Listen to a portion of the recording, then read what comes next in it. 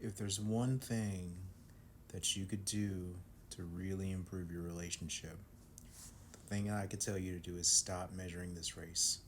Stop measuring what your husband, your wife, or your boyfriend, your girlfriend could do that's similar to what their friends, spouses, or significant others could do, because that's not a race that you're going to win at any point in time.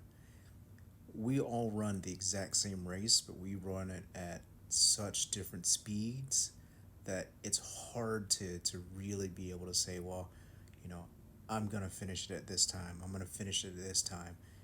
It sucks because when you get these measurements that are being told, like, hey, I wish you could be more like Johnny's wife, or I wish you could be more like, Lindsay's husbands, or whatever the case. It doesn't matter about the name, doesn't matter about who it is. Stop measuring them to that other person, because at that point in time, it becomes a question of, well, what has, that person, Johnny or Lindsay, been through that has caused them to either become the way that they are. A perfect example is my wife.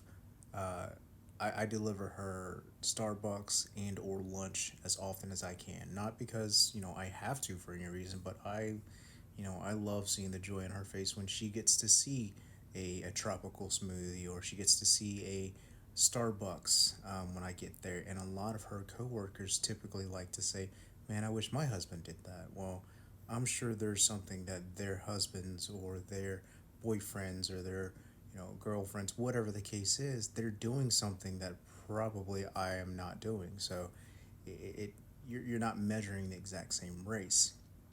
And it becomes the question of, well, every time you measure somebody else to another person, it may never measure up to be the same or even close, because you are, like I said, at two different speeds in the same race.